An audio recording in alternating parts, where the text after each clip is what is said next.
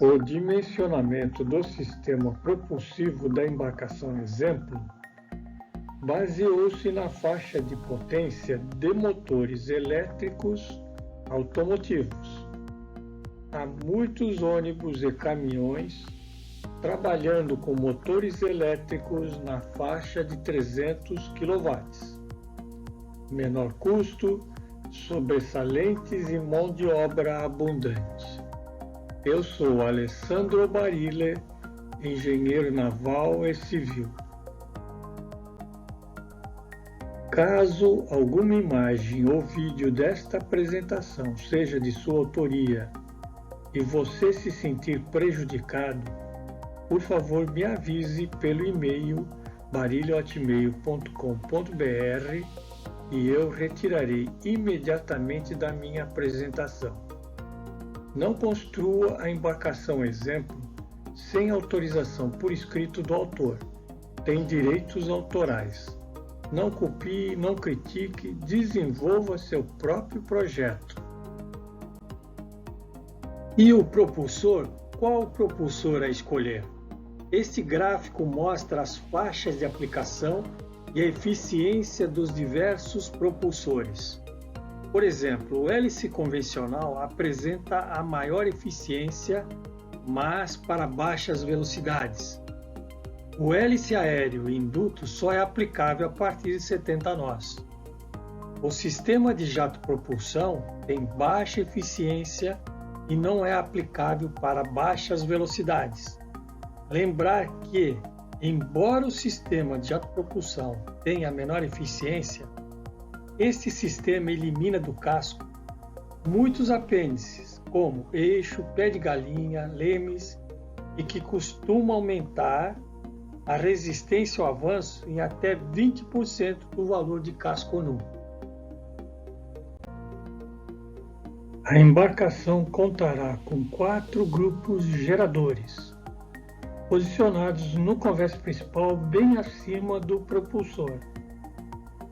Cada grupo gerador acionará um motor elétrico e este, por sua vez, acionará o propulsor do tipo azimutal twin propeller que já incorpora um redutor.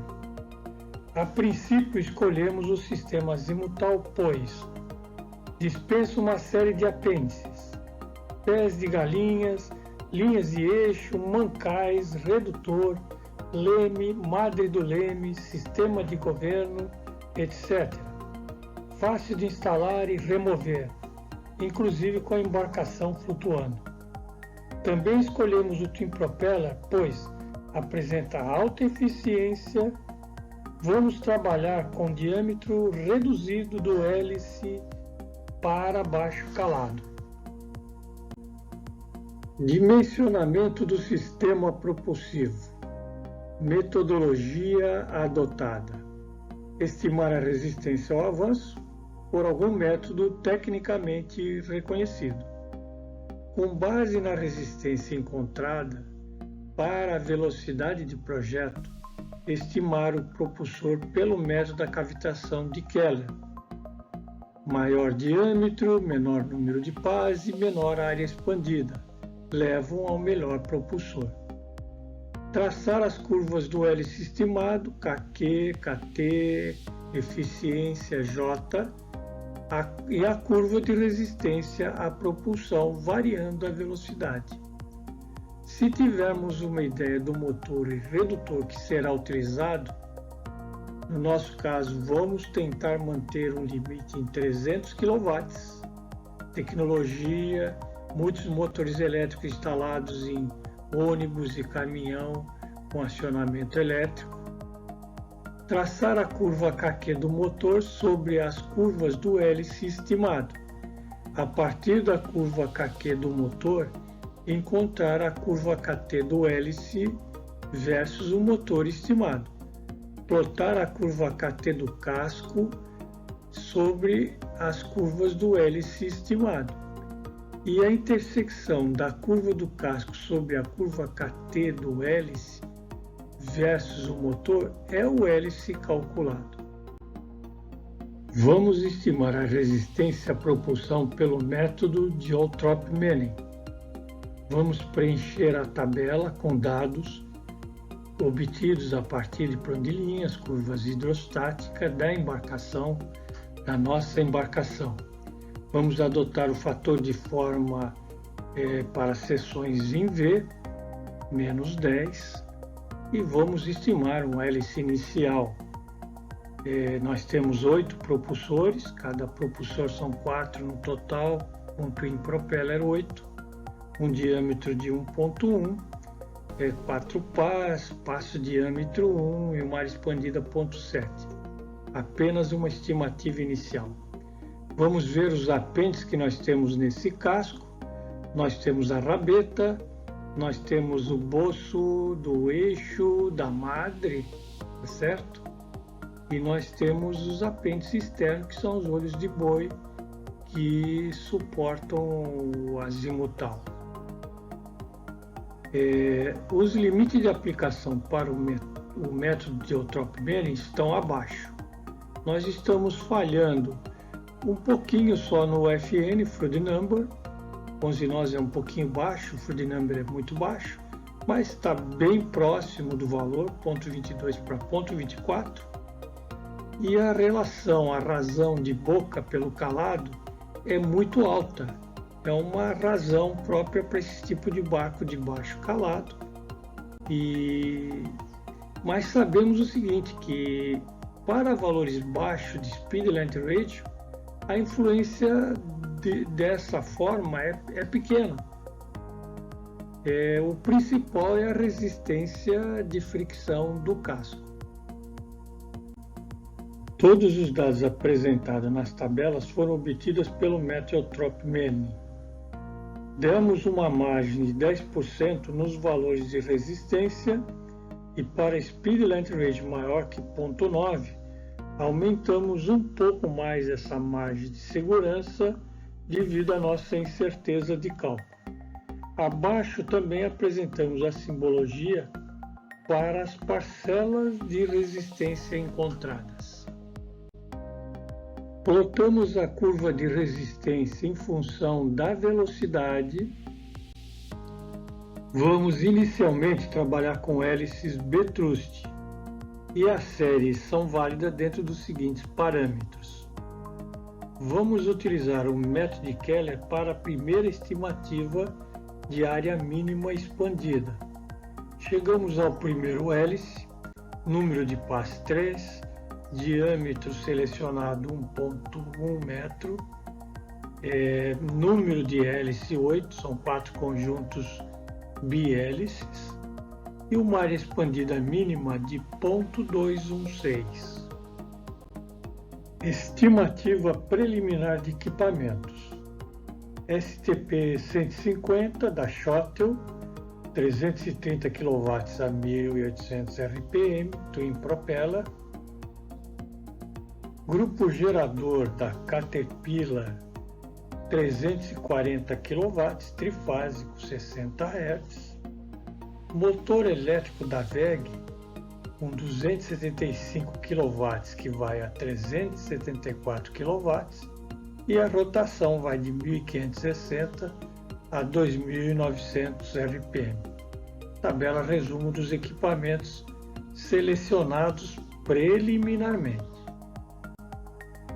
Vamos verificar se fizemos uma boa escolha do Twin Propeller pelo método da referência apresentado abaixo. Notar que o valor de eficiência de transmissão deve ser confirmado pelo fabricante. E para a nossa faixa de velocidade, potência, característica da nossa embarcação, confirmamos que o Twin Propeller é a decisão mais acertada. Selecionamos o hélice de 3 pás, área expandida de 0,30 e plotamos as curvas referente a esse hélice B-Trust. Plotamos a curva KQ do motor, fazendo a intersecção de KQ do motor com as curvas KQ do hélice selecionado, nós chegamos à curva KT do hélice e motor. Plotamos a curva KT do casco e a intersecção da curva KT casco com a curva KT do hélice motor, chegamos ao hélice calculado com passo diâmetro de 1,03. Revendo os cálculos do hélice pelo método da cavitação de Keller, é recomendável aumentar a área expandida do hélice de 0,3 para 0,35. Os resultados de cálculo terão pouca variação, pois tínhamos assumido 0,3. E os cálculos serão revistos após o resultado final do tanque de provas. O hélice selecionado, então, passa a ser o B335, diâmetro de 1,10 metros, razão de passo diâmetro 1,03, velocidade máxima esperada 13 nós, velocidade contratual 12 nós, com os 4 conjuntos propulsivos trabalhando simultaneamente.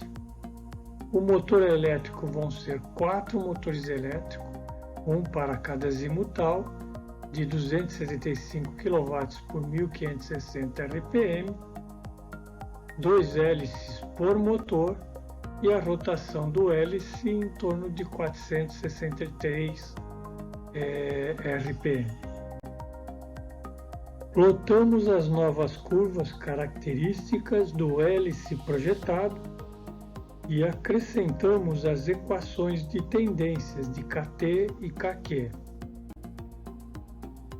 Fixo uma rotação.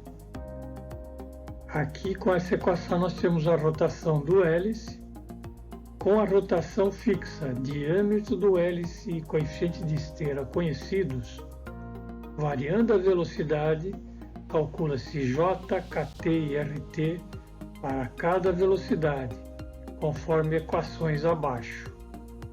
A intersecção da curva obtida acima com a curva RT versus G do casco obtido por algum método reconhecido será a velocidade da embarcação nessa rotação.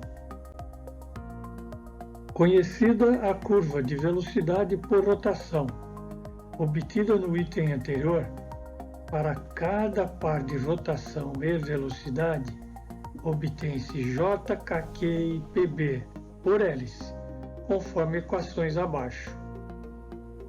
Para saber a potência requerida na unidade, basta multiplicar a potência requerida por hélice por 2, porque estamos falando de twin propeller.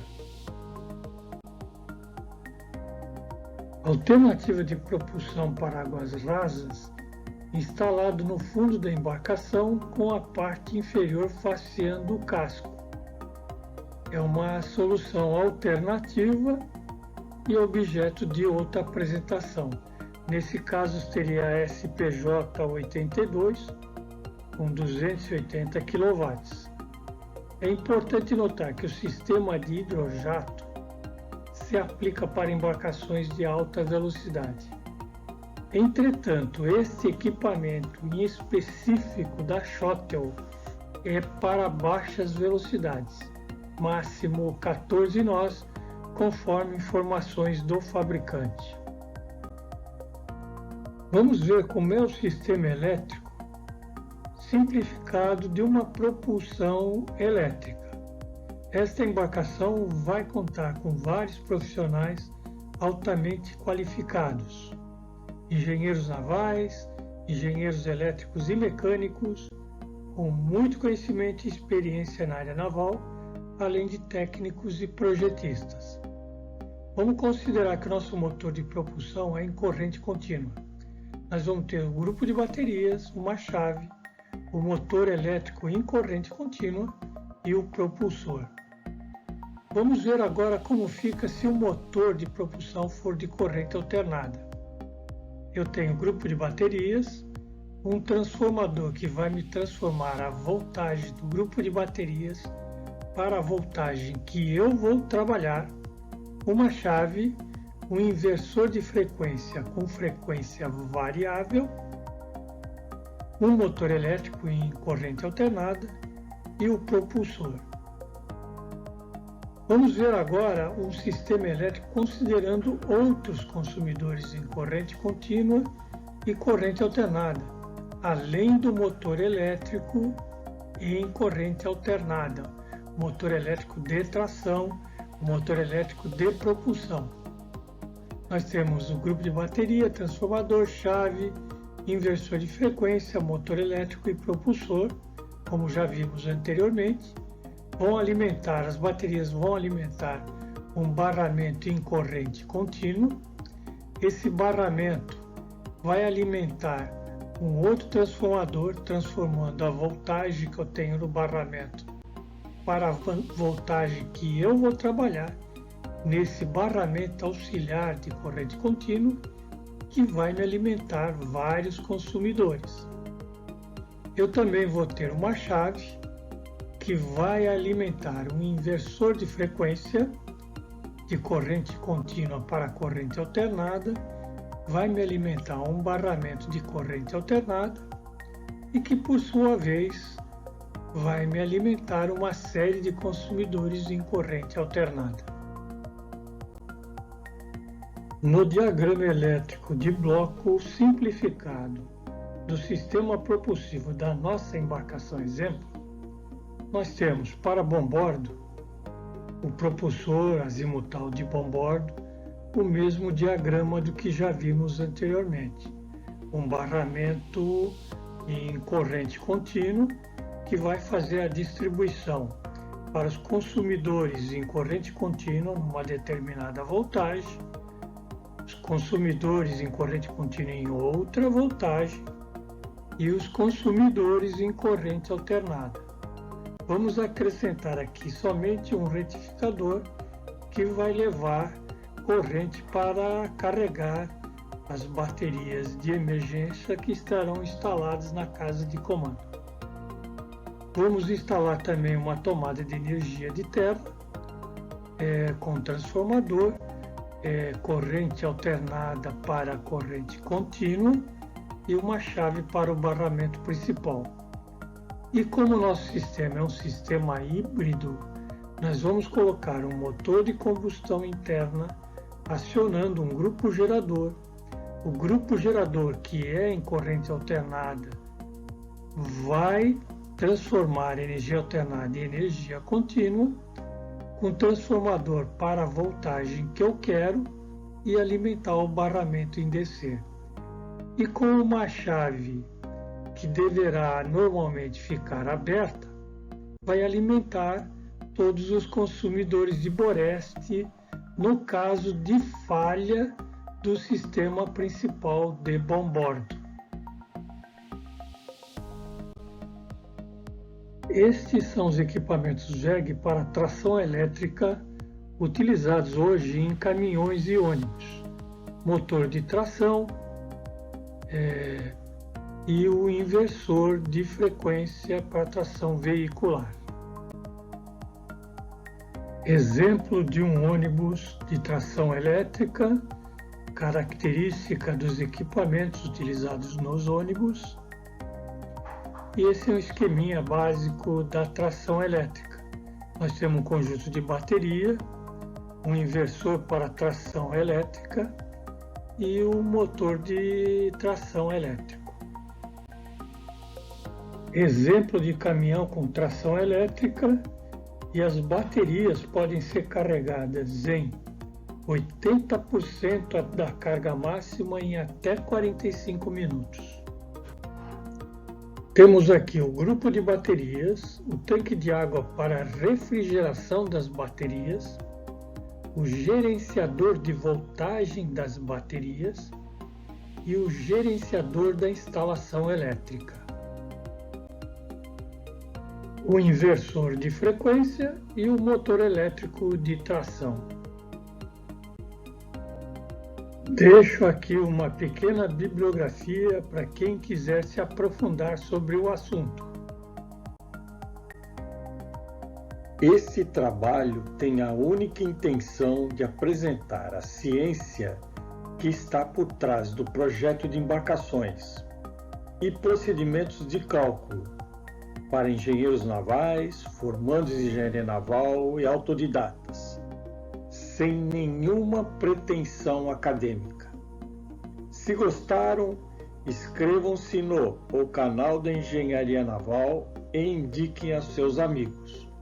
Obrigado.